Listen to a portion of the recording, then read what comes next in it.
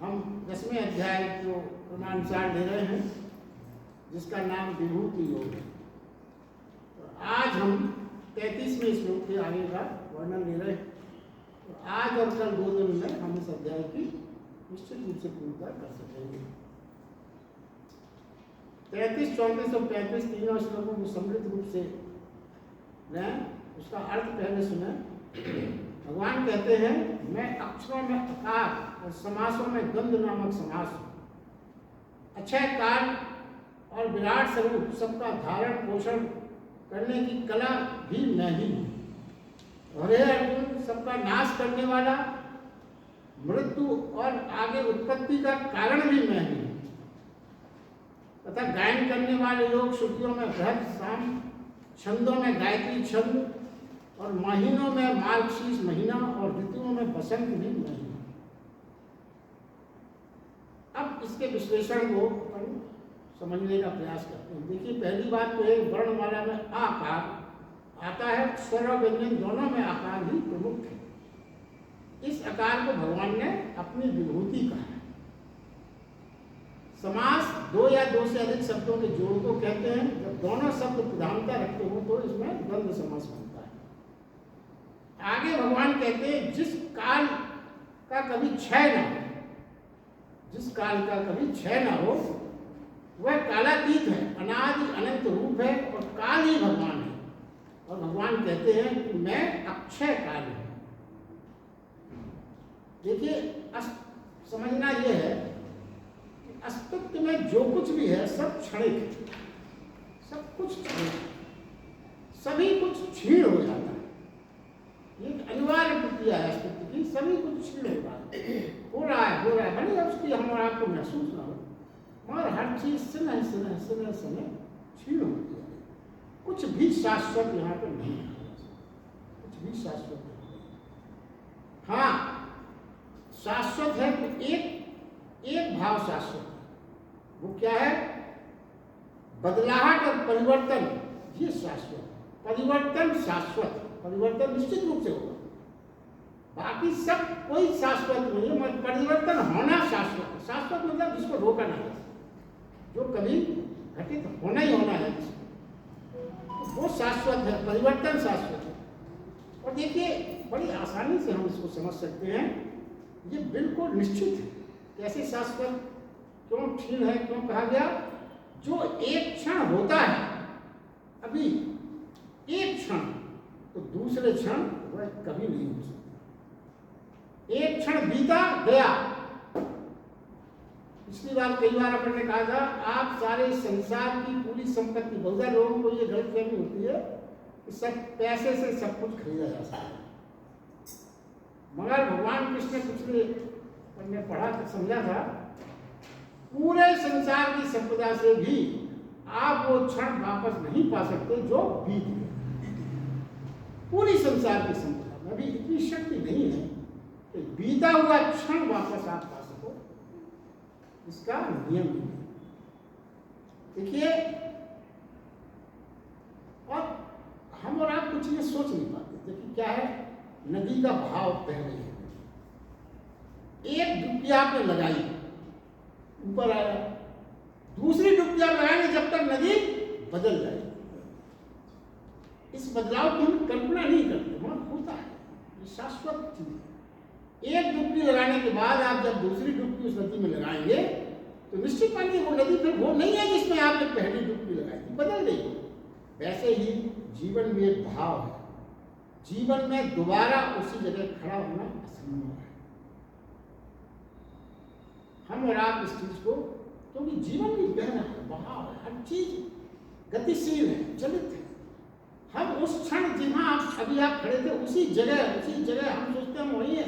नहीं, बहुत चीजें बदलती जाती हैं और इसको ही हम अनुभूति कर सकते हैं। अगर आध्यात्मिकता अपने अंदर करें तो हमको ये अनुभूति हो सकती है। मगर हमारी इंद्रियों में इतनी शक्ति नहीं है कि हम उस गति को समझ सकें, देख सकें, उसको जान सकें। तो देखिए, सूरज भी हर क्षण रूपांतरित हो रहा है। ये मैं समझे कि सूरज ना, जैसे हर चीज है, सूरज भी प्रतिपल। दिया अगर आप शाम को जलाते हैं, रात भर चलता है, तो वही दिया नहीं रह जाता, उसकी ज्योति निरंतर निरंतर बदलती रहती है, हमेशा हर क्षण वो चीज चेंज होती रहती है। अब देखिए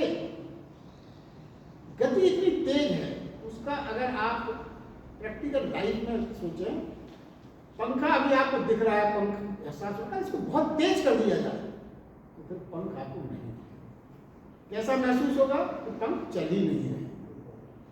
अगर आप हवाई जहाज में ऊपर जब बैठते हैं, आप कहीं जाते हैं, तो ऐसा लगता है हवाई जहाज रुका हुआ है,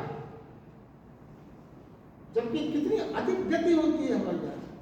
और बैठते समय अपन क्यों इतनी अधिक गति है कि वो हमको स्थिर महसूस होता है, लगता है सिर्फ एक खड़ा है, और थोड़ी देर बाद अनाउंस होता है कि दिल्ली आने वाला है, और हम महसूस भी नहीं कर पाते ठीक से, इतनी ज़्यादा उसमें गति होती है। ये है, तो देखिए बदलाहट इतनी तीव्र है कि नजर नहीं आती, पर महसूस करें और ये शाश्वत सत्य को समझें कि पृथ्वी, वृक्ष, पहाड़, मकान, ईंट, सूर्य, चंद्रमा, ग्रह सब गतिशील हैं, यानी हर पल उनकी स्थिति बदल रही है।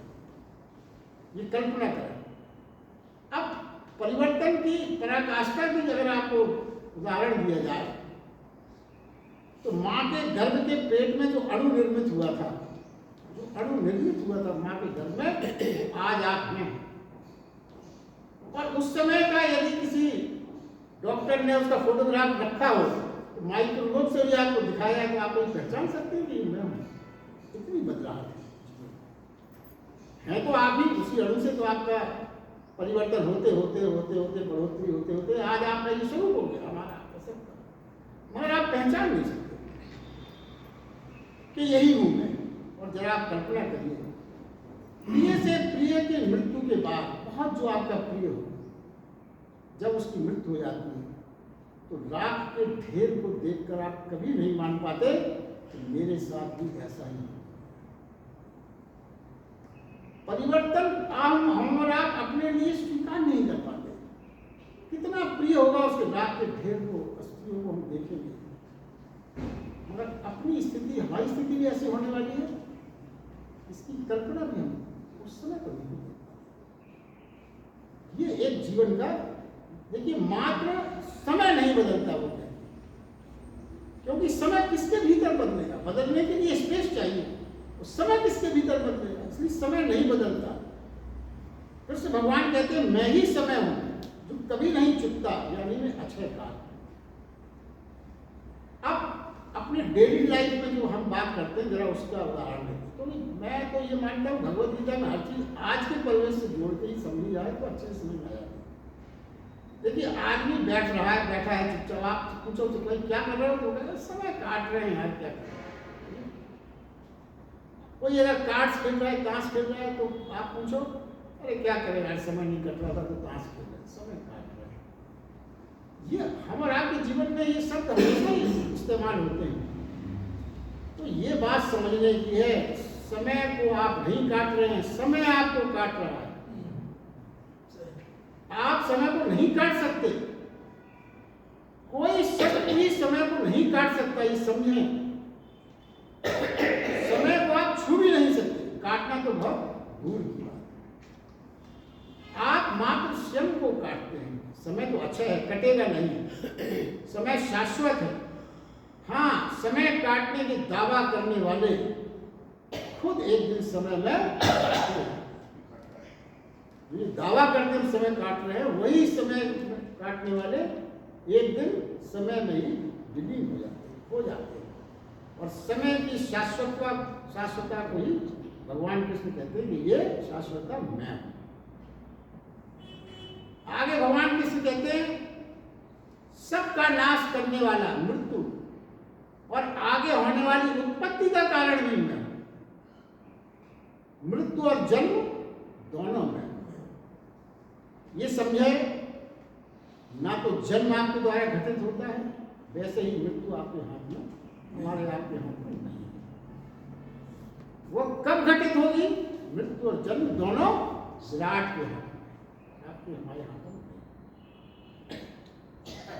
बुद्ध भगवान ने अंगुली मार के क्या कहा था? पहले पत्ता तोड़ के लाओ, मैंने कहा क्या छोटा सा काम बताते हो, मेरे ऐसे शक्तिशाली पत्ता तोड़ने का काम तुमने बताया। उन्होंने कहा ठीक है तोड़ लाए, अब तुम इसको वहीं पर जोड़।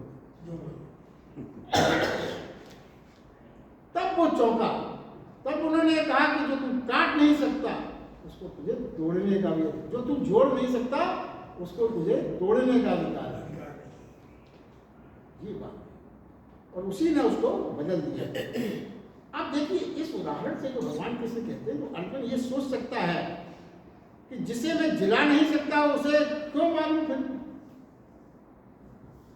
ये बड़ी सोच है हर जगह। भगवान कृष्ण ने हर चीज को समझा कर समझने की बात की। ये समस्या हो सकती है। कृष्ण भगवान कह रहे हैं, तो कृष्ण भगवान एक्चुअली हम कह क्या रहे हैं, तू इन्हें मार रहा था ये तेरी भ्रांति है। तू जो ये सोच रहा था कि मैं इनको मारूंगा, ये तेरी भ्रांति है, क्योंकि मारने वाला तो मैं हूं। तू ये सोच रहा है कि मैं इनको मारूं या ना मारूं या छोड़ दूं या बचा लूं, क्या करूं, कहते ये सब तेरी भ्रांति है। तू मार ही नहीं सकता, तू मार ही नहीं सकता। अभी 11वें अध्याय में जब अपन चलेंगे तब उसमें देखेंगे, वही दिखा देते सबको मरा हुआ दिखा देते, मुख के अंदर दांतों से दांत से जबे हुए चूर्ण चूर्ण भीष्म पितामह द्रोणाचार्य दबे हुए हैं, विस रहे हैं। कहता ये तो निश्चित हो चुका है, श्रेय ले ले तू, ये मेरी कृपा है, तुम्हें तो ये श्रेय दिला रहा हूं, कुछ भी हो जा, जीतना तेरा तय है। भाग जाएगा तो भी ये बचेंगे थोड़ी। 11वें अध्याय में पढ़ेंगे। अब देखिए महत्वपूर्ण बात यह है, ऐसा लगता है जैसे अभी अपन ने हिंसा की बात की, जो मारना, ये भगवान ने ये कहा अर्जुन से, तो फिर एक थोड़ा सा कंफ्यूजन होता है गीता के बारे में, जो सामान्य लोगों के दिमाग में है। आज उसके बारे में अपन समझें उसका उत्तर क्या है। भगवत गीता ऐसी दिखाई पड़ती है जैसे हिंसा की ओर हमें ले जाती है। ज्यादातर लोग ये बड़े आसानी से कह देते हैं, मगर आज आप ये समझ लें अच्छे से कि भगवत गीता से परम अहिंसक दृष्टि खोजने से भी मुश्किल। क्यों, आगे आपको बताया जाएगा। मगर ये अहिंसा जो है भगवत गीता की, बुद्ध और महावीर की अहिंसा से मेल नहीं खाती। मगर वास्तव में ये कृष्ण की अहिंसा उनसे भी अधिक गहरी है। बुद्ध और महावीर की अहिंसा से भी अधिक गहरी है ये कृष्ण भगवान की अहिंसा। कैसे? अहिंसा, हिंसा का मौलिक कारण क्या है? हिंसा का मौलिक कारण है अहंकार। जितनी भी हिंसा सृष्टि में होगी, किसी के द्वारा भी होगी, वो अहंकार के कारण ही खंडित होती है। पहले अहंकार जागता है, तो फिर अपन उसका जो क्रियान्वयन है उस अहंकार का, वो हिंसा के रूप में परिणित हो जाता है। छीनना, मारना, काटना, क्यों? अहंकार सबको अपने से छोटा करना चाहता है, उसको शक्तिशाली, तो अहंकार ही मूल बात है। आप जरा देखिए, जो गीता है वो अहंकार को तोड़ती है। कैसे? आप ये समझें कि बुद्ध महावीर कहते हैं, बुद्ध और महावीर क्या कहते हैं? किसी को मारो मत। यही तो है उनका मूल अहिंसा का सिद्धांत, किसी को मारो मत। बड़ा उपयोगी धार्मिक संदेश है। किसी को कोई परहेज और किसी को कोई शंका हो ही नहीं, उनका कहा है हमेशा। लेकिन कृष्ण भगवान जो है गीता में से एक कदम आगे बढ़ते हैं। क्या कहते हैं वो? तुम बचा सकते हो या मार सकते हो, ये तुम्हारा अहंकार है। वो क्या कहते हैं बुद्ध और महावीर कि किसी को मारो मत। और कृष्ण भगवान क्या कहते हैं कि तुम बचा सकते हो या मार सकते हो, ये तुम्हारा अहंकार है। मान्यता कि तुम बचा सकते हो, मार सकते हो, यह भी अहंकार है। और ये अहंकार है, इसलिए ये भी हिंसा है। क्योंकि अहंकार होने हिंसा, परम हिंसा तो जब है जब आप ये जान सकें कि मारे भी परमात्मा, बचाए भी परमात्मा, मैं तो निमित्त मात्र। ये सही गहरी हिंसा है, जिसका परिलक्षण मात्र भगवत गीता में है। एक बार फिर से इसको सुने। भगवत गीता का सिद्धांत क्या फर्क है? मारे तो परमात्मा और बचाए भी तो परमात्मा। यहां क्या हुआ? जब मारे भी परमात्मा, बचाए भी परमात्मा, तो अहंकार विलोपित हो गया। फिर कहां रहा कर्तापन? और जैसे ही कर्तापन विलोपित हुआ, वैसे ही अहंकार विलोपित हुआ। कर्तापन के ही कारण तो है अहंकार। मैं मारूंगा, मैं बचाऊंगा, मैं ये नहीं करूंगा, मैं पाप नहीं करूंगा, मैं पुण्य नहीं करूंगा, मैं ये छीन लूंगा, मैं ये पाके रहूंगा, मैं तुम्हें नीचा दिखा के मारूंगा, ये सब मैं यही अहंकार करूंगा। और अगर ये अहंकार पूरी तरह से विलोपित हो गया तो कहाँ रहेगी? इसीलिए हम और आपको ये दृष्टि अपनी बनाना पड़ेगी, समझना पड़ेगा कि जितनी गहरी अहिंसक ग्रंथ गीता है सबसे गहरा है, इसमें अहंकार का संपूर्ण विलोपन कर कहीं ना कहीं मैं मारूंगा नहीं, मैं बचाऊंगा, यहाँ भी तो अहंकार छिपा हुआ है। मैंने नहीं मारा, मैंने बचा दिया। गहरी दृष्टि है जो हमारे आपके दिमाग में रहना चाहिए। आगे भगवद गीता का जो सबसे महत्वपूर्ण संदेश मैं 10वें अध्याय का मानता हूँ उसका वर्णन है। भगवान कृष्ण कहते हैं स्त्रियों में कीर्ति, श्री, वाक, स्मृति, मेधा, कीर्ति और क्षमा में क्या हुआ? प्रथम बार भगवान श्री कृष्ण ने भगवद गीता में स्त्रियों का प्रतीक दिया। आप लोग तो ध्यान से सुने नहीं, आप लोग विशेष ध्यान से सुने। देखिए क्या कहते हैं, परमात्मा ये कह रहे हैं कि यदि स्त्री में खोजना हो तो कहां खोज सकते? प्रभु की झलक पानी हो तो कहां मिलेगी? स्त्रियों में। तो पहला शब्द जो उन्होंने, पहला वाक्य जो उन्होंने कहा है कीर्ति। कीर्ति क्या है और स्त्रियों से उसका क्या संबंध है, ये भगवान कृष्ण बता रहे हैं। वो कहते हैं कीर्ति क्या है? एक आंतरिक गुण है, एक भीतरी सौंदर्य। कीर्ति क्या है? भीतरी सौंदर्य, और इसका बाह्य सौंदर्य से कोई संबंध नहीं। बाह्य सौंदर्य से कोई संबंध नहीं। इस सौंदर्य का नाम कीर्ति है। कि कैसा सौंदर्य? जिसको देखकर वासना शांत हो, उभरे नहीं, ऐसा सौंदर्य, भीतरी सौंदर्य, जिससे वासना उभरे नहीं, वासना शांत हो, शांति प्रदान करने वाला सौंदर्य। उसकी आंखों से, व्यक्तित्व से, उसकी छाया झलक से परिलक्षित होता है, जो वासना की ज्वाला पर पानी डालते। कीर्ति का अर्थ हुआ, क्या हुआ? जिस स्त्री के पास बैठकर वासना द्रोहित हो जाए। कीर्ति का अर्थ हुआ, तो इसी कीर्ति के गुण के कारण ही मातत्व और मां का को इतना मूल्य दिया गया। मातत्व का भाव इतना गहन हो जाए, मातत्व का भाव स्त्री में इतना गहन हो जाए कि स्त्री होने का भाव पीछे छूट जाए, इतना गहन हो जाए मातत्व का भाव। और जब मातत्व का भाव इतना गहन हो जाएगा तो वासना रहेगी कहां? अपने आप वासना समाप्त हो जाएगी, पीछे छूट जाएगी। तो देखिए भगवान ये कहते हैं जब किसी पुरुष की वासना द्रोहित होती है तो ब्रह्मचर्य फलित होता है, और जब किसी स्त्री की वासना द्रोहित होती है तो कीर्ति फलित होती है। कीर्ति फलित, ये कीर्ति का अर्थ है जो बता रहे हैं। तो देखिए पश्चिम के, आप आज के परिवेश में अपन इस सिद्धांत को जो कहा गया है, पश्चिम जगत में स्त्रियां अपूर्व सुंदरी दिखती, खासतौर से गोरा रंग जो अपन ने मान रखा है ना सौंदर्य का प्रथम चीज, तो कितनी गोरी, कितनी सुंदर, आप देखिए तो ऐसा लगता है बहुत सुंदर। मगर जरा आप विचार करो, वहां पे संबंध जो है 1-2 साल चल जाए तो बहुत बड़ी बात है, बहुत बड़ी बात है। क्यों है? इसका कारण क्या है? कुछ समय के भीतर जो विराट कुरूपता भीतर छिपी है वो उजागर हो जाती है। बाह्य सौंदर्य नहीं, जो भीतर कुरूपता छिपी है उनके, वो प्रकट हो जाती है। और फिर जब भीतर कुरूपता प्रकट होती है ना तो बाह्य सौंदर्य शून्य। कितनी भी सुंदरता हो, अगर उसकी वाणी में, उसके व्यवहार में, उसके आचरण में अगर मधुरता नहीं है तो कितने दिन आप बाहरी सौंदर्य से प्रभावित हो सकते? कितने दिन? तो बाहर जो हो रहा है वो यही हो रहा है, इसलिए उनके संबंध टिकते नहीं है। और अपने यहाँ पूर्व में क्या है, भारतीय सनातन धर्म में क्या है, जन्मों जन्मांतर संबंध चलते हैं। जैसे क्यों इतनी प्रगाढ़ता क्यों?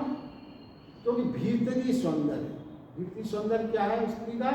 करुणा, दया, क्षमा, निस्वार्थ सेवा प्रतिलक्षित होने लगती है। फिर आंतरिक सौंदर्य से सभी बंध जाते हैं, पूरा परिवार सब बंध जाते हैं इस आंतरिक सौंदर्य से। और फिर ये इस आंतरिक सौंदर्य के कारण संबंध अटूट हो जाते हैं, नहीं टूटता। मगर दुर्भाग्य देखिए अपने देश का हम मूर्तावश पश्चिम की बातों को आज ग्रहण करते हैं। ये अपने समाज का दुर्भाग्य है और उसका परिणाम भी हम भुगत रहे हैं। आज समाज में अपने दिख रहा है, स्पष्ट परिणाम दिख रहा है पश्चिम संस्कृति को। दूसरा गुण भगवान लेते हैं स्त्री। स्त्री का परम चरम उत्कर्ष, उसकी आत्मा है।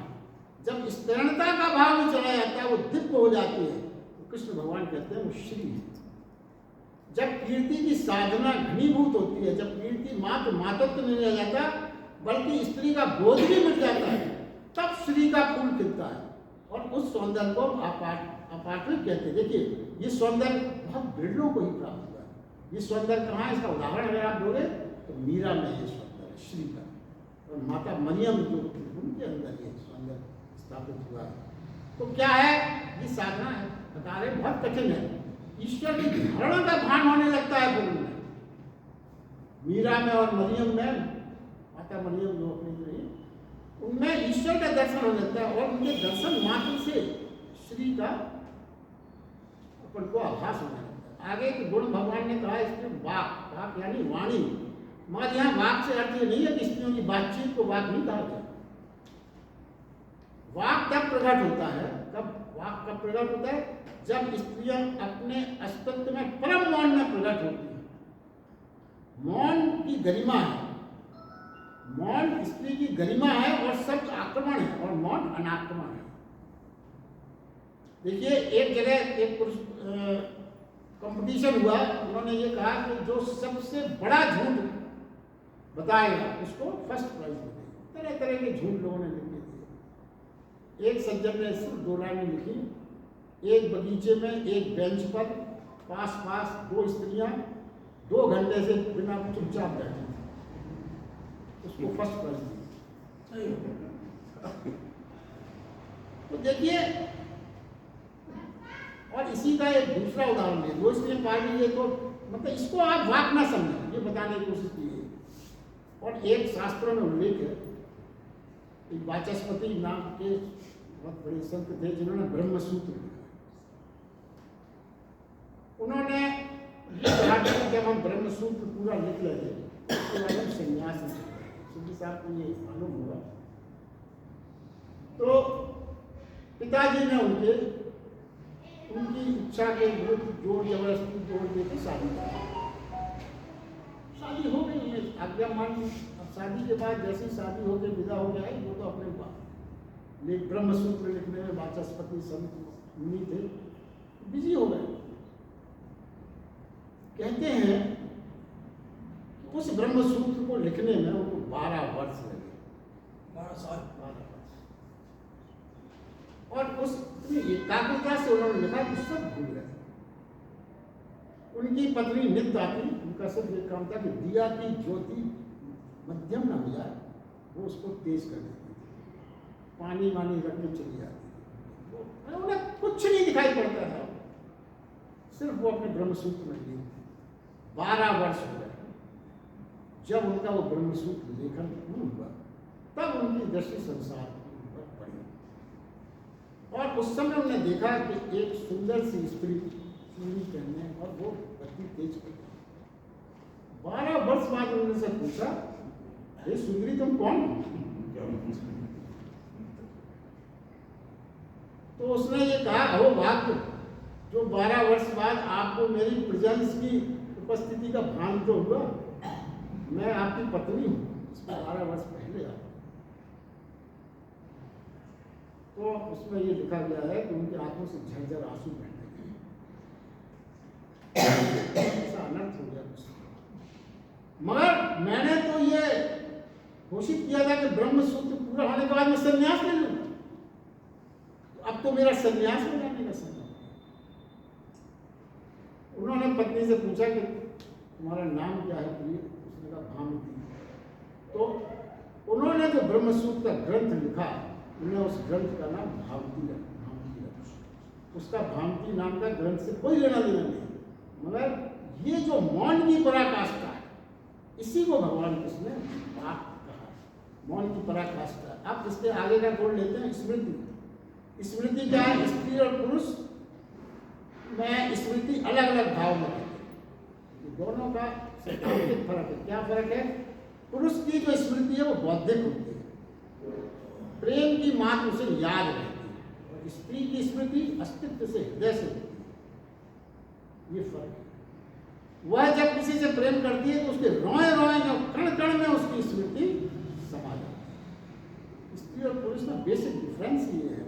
तो देखिए, बेटा किसी स्त्री का जब विदेश में होता है, कोई उसको अगर शारीरिक आघात वहां पहुंचा, तो चूंकि वो बेटा उसका अंश है, अंश होने के कारण उसकी संवेदना यहाँ प्रकट हो जाती, बेचैनी महसूस करने लगती।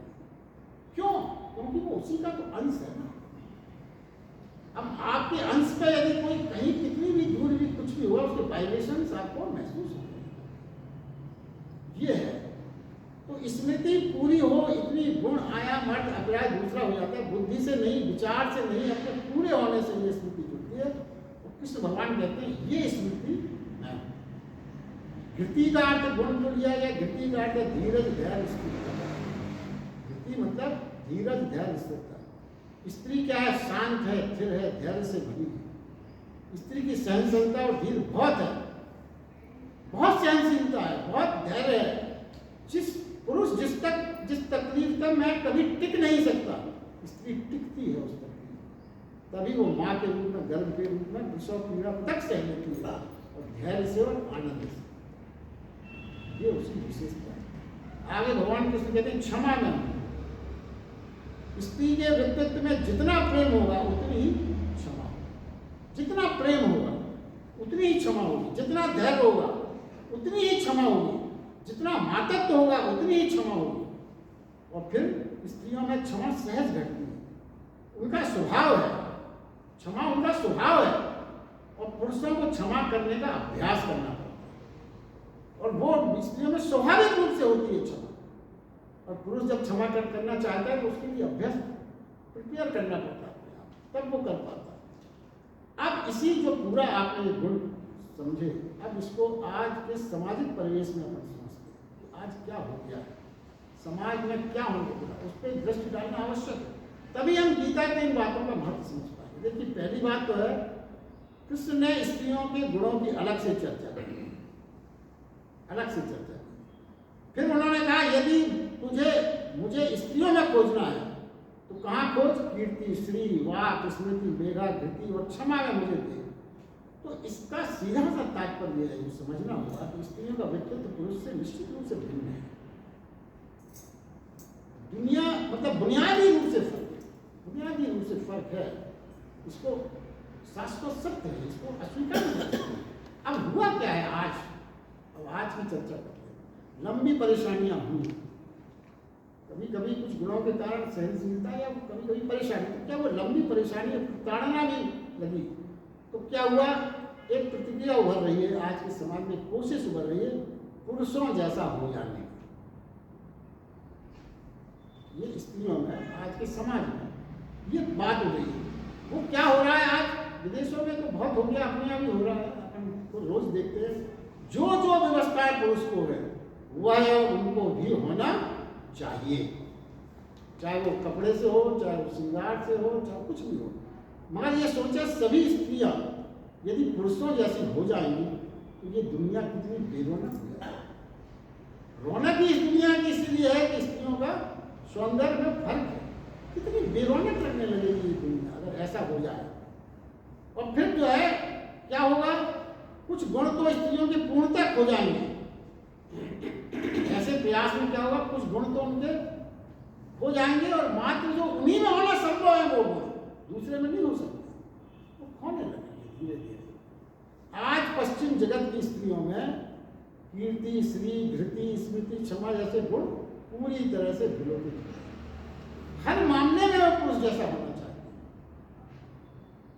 वैसा होने की कोशिश करते हैं। इससे पुरुष और पहले इससे क्या हो रहा है? इससे पुरुष और स्त्रियों के आकर्षण का जो मूल था उसमें रिपल्सन होने लगा। जब आप एक से हो जाओगे, पॉजिटिव ही हो गए, तो फिर रिपल्सन होगा। आकर्षण क्या होता है? एक पोल पॉजिटिव, एक नेगेटिव। अगर आप दोनों पॉजिटिव ही हो गए तो फिर तो रिपल्सन हो जाए, वैज्ञानिक सिद्धांत। और दूसरा सबसे बड़ा नुकसान क्या है? स्त्रियां देखिए, पुरुष तो हो नहीं सकती, कितना भी प्रयास वो कर ले, तो तो फिर क्या है, वो नंबर 2 की पुरुष हो जाता है। और नंबर 2 का पुरुष होना एकदम गुरु पर विपरीत सब है। ना तो स्त्री रह जाती है, ना पूर्ण पुरुष हो जाती है, नंबर 2 का पुरुष हो जाती है। इस क्या इतने महान अस्तित्व के गुणों को खोकर मिला क्या, नंबर 2 के पुरुष। ये बात समझने की। और स्त्रियों को वो कहते हैं अपने गुणों को समझना चाहिए, जो गुण अभी भगवान ने बताए हैं, जो भगवान श्री कृष्ण कहे हैं। सशक्त होकर उन्हें विकसित करने से महानता का स्वतः बोध होगा। अगर आप इनको विकसित करें, स्वतः बोध होगा, हीनता विलोपित होगी और आप में परमात्मा के दर्शन होंगे। पहले पुराने तो टाइम बदल गया, एक सिनेमा की टिकट के लिए लाइन लगती थी पहले, तो सब ऑनलाइन होने लगा। पहले हमारा आपकी बचपन की याद करो, बड़ी लंबी लाइन लगती थी, कोई नई पिक्चर नहीं हुआ, तो वैसा ही था, एक लाइन लगी थी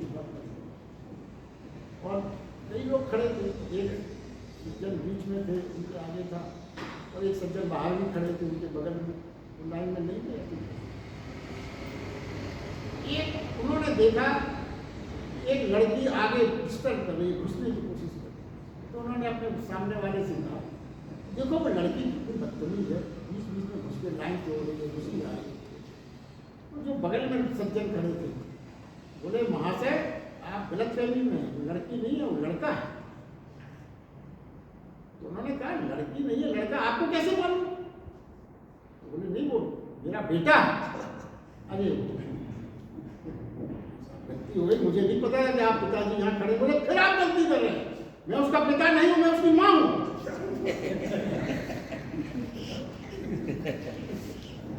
अब ये पोजीशन हो समाज की, अब देखिए कहाँ जा रहे हैं। तो क्या है, अगर स्त्रियाँ अपने गुणों का ध्यान रखें और विश्लेषण करें, तो उसमें परमात्मा के दर्शन हो सकते हैं। भगवान कृष्ण ने कहा है कि अगर इन गुणों को देखते हो तो परमात्मा दर्शन।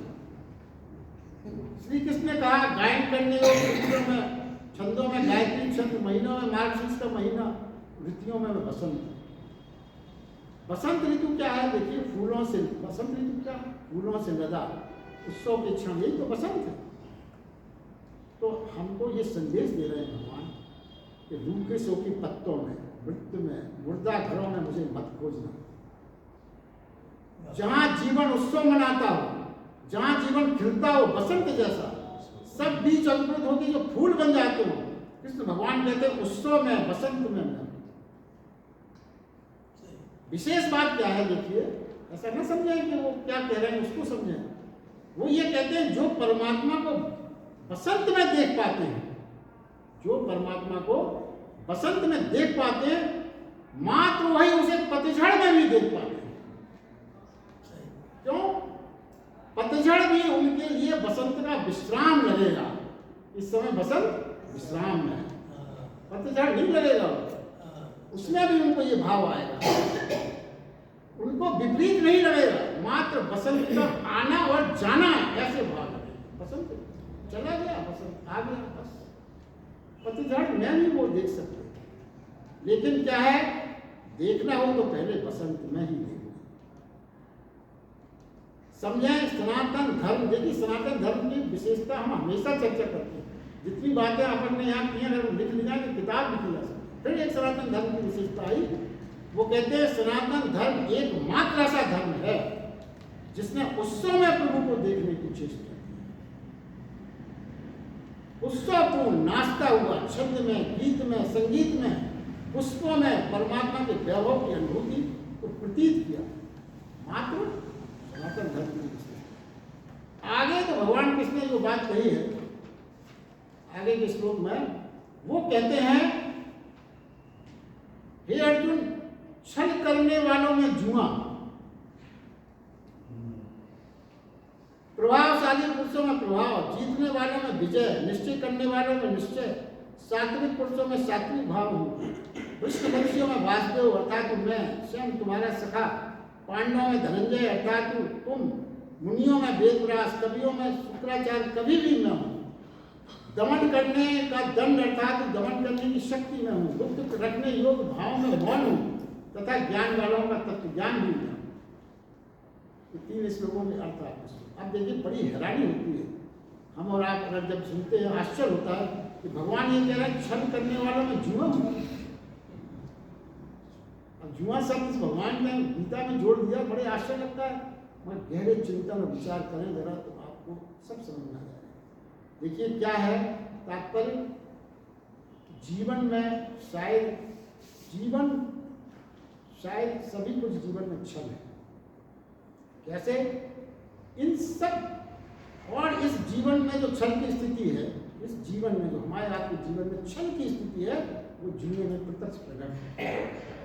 कैसे समझें आप? जीवन जुआ है, क्यों कहा गया? यहां भी तो हम ध्यान से समझे इस बात को, यहां भी हम क्या कर रहे हैं? सुख भौतिक साधनों की प्राप्ति हेतु सर्वदा अपनी समस्त बाह्य और भीतरी ऊर्जा, शरीर, मन, यहां तक आत्मा को भी दांव लगाने को तत्पर है।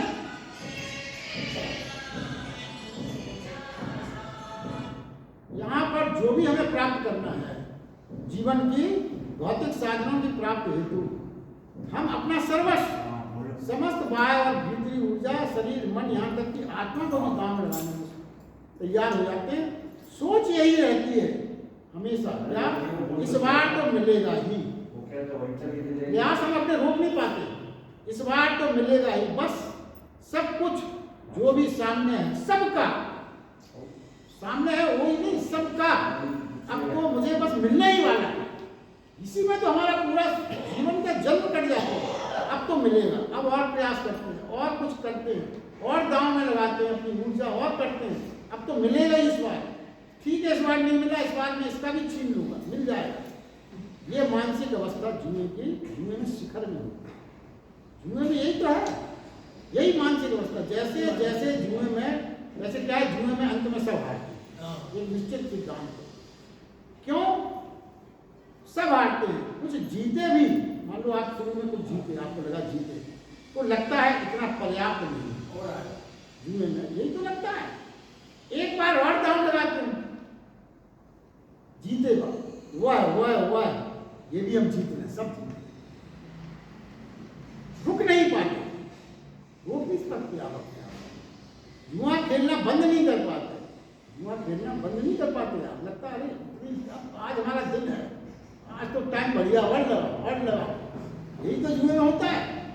ये छल, यही छल की स्थिति है जुए में, यही स्थिति हमारे जीवन में है। साधन के लिए हम सर्वस्व ऊर्जा समस्त लगाते रहते हैं, मिलता कुछ नहीं, यही छल की स्थिति है। जैसे जुए के अंत में हम सब गंवा देते हैं, फिर पछताते हैं। जुए के अंत में ही होता है। काश हम सुनहरे भ्रमपूर्ण भविष्य के आकर्षण में न बनते, और जब जीत रहे थे जब संतुष्ट हो जाते, रुक जाते, उठ जाते। ये हम नहीं कर पाते। वर्तमान का आनंद मना सकते हो अगर उठ जाते तो, बस ऐसा ही तो हमारे जीवन में घटित होता है। हम संतुष्ट नहीं हो पाते, रुक नहीं पाते, थोड़ा सा जो मिला और मिलेगा, और उस प्रयास में इतना थक जाते हैं, इतने चले जाते हैं कि जो कुछ मिला था उसका आनंद नहीं बना पाते, और वो हमसे खो भी जाता। देखिए मरते क्षण वो कहते हैं पीड़ा मृत्यु की नहीं होती है, ये गलतफहमी न समझें। वो भगवान कृष्ण बता रहे हैं मरते समय क्षण पीड़ा मृत्यु की नहीं, व्यर्थ गए जीवन की होती है। यही दंश पीड़ा देता है, जो जीवन की सार्थकता, जीवन के आनंद को पा लेते हैं, उन्हें मृत्यु विश्राम प्रतीत होती है, वो पीड़ित नहीं होती। क्या है, मृत्यु के समय में यह एहसास होता है कि कोई भविष्य में कुछ भविष्य अब शेष नहीं रहा, जैसा लगता है कुछ शेष नहीं, समय नहीं है, सब जाने वाला है, खत्म हो गया। फिर जो शेष वासना है, इच्छाएं हैं, कामनाएं हैं, उसी पूरे होने का फिर कोई उपाय नहीं दिखता।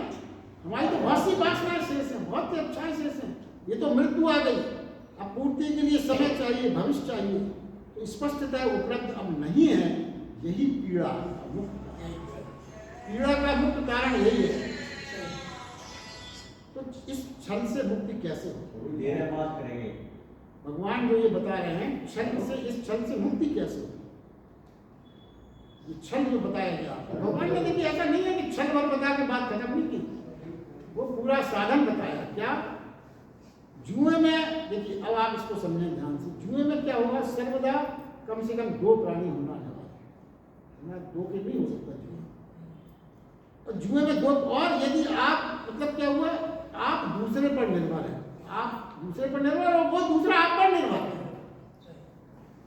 कोई आप पर भी निर्भर है, मतलब वो आपस में बड़ा प्रेम दिखा रहे हैं, मित्र है, मित्रवत दिखा रहे, कभी तो दोनों खेल में आए, मगर है क्या स्थिति, वह आपका सब छीनना चाहता है, चाह रहा है, और आप उसका सब छीनना चाहते हैं।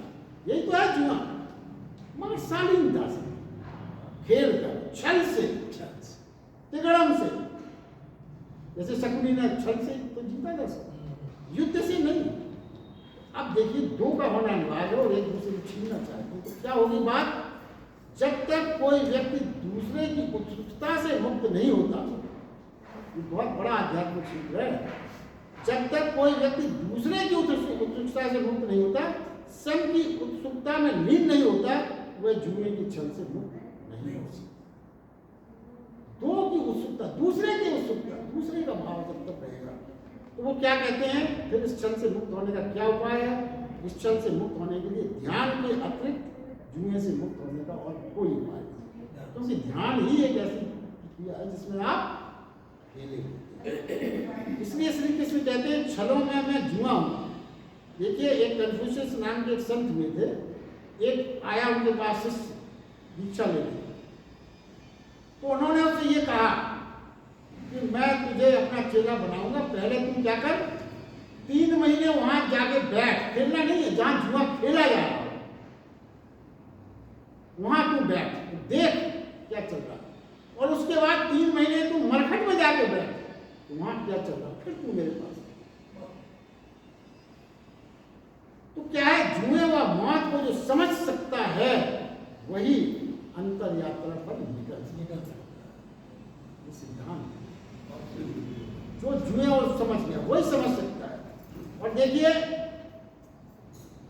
वो क्या कहते हैं कि वासुदेव, उन्होंने खुद को कहा कि मैं अपने वंश में मैं श्रेष्ठ हूं, और तुम अर्जुन, तुम अपने वंश में श्रेष्ठ, खुद को श्रेष्ठ कहो। आगे शुक्राचार्य भी मैं हूँ, कवि भी मैं हूँ, अपने अपने वंश को उन्हें उदाहरण दिए। तो देखिए, श्री कृष्ण भगवान जो है विशेष बात ये बता रहे हैं यहाँ पर कि ऐसे ऐसे उन्हें प्रतीक दिए गए जो आत्मदर्शन कर सकें, स्वयं को जान सकें कि मैं कौन हूँ, क्या हूँ और क्यों। उन्होंने अपनी श्रेष्ठता बताने के बाद ये बात मुझसे कही। तो देखिए, होता क्या है, हम अपनी श्रेष्ठता के प्रति आश्वस्त होने के लिए, हम और आप में क्या कमी है समाज में, अपनी श्रेष्ठता के प्रति हम आश्वस्त होने के लिए हमें दूसरों का प्रमाण पत्र हम चाहते हैं। वह ना स्वीकारे कोई हमारी श्रेष्ठता पर, हमें संदेह बना रहता है। अपनी श्रेष्ठता भले कार्यों में हम आनंद नहीं ले पाते। और गुरु भी अंतिम पाठ में अपने शिष्य को यही कहता है, गुरु जो सिखाता है अंतिम पाठ उसका क्या है, जैसे तुम खोज रहा है वह तू स्वयं है। यही गुरु का अंतिम पाठ है। जो श्वास, जो कस्तूरी तुझे खींच रही है वो तेरी नाभि में ही थी। और गुरु जानते हैं कि शिष्य जब तक दौड़ दौड़ कर खोज खोज कर थक ना जाए, जब तक वो स्वयं को नहीं देखता। इसीलिए दौड़ भी रहे तो ठीक है। देखिए, जैसे भगवान सिद्धार्थ ने सब कुछ दौड़ा जीवन में, तब वो ये जान पाए। अगर पहले जान लेते तो छोड़ के जाने की जरूरत ही क्या। चलिए, आज के लिए बस इतना ही, आगे अपन कर लेंगे।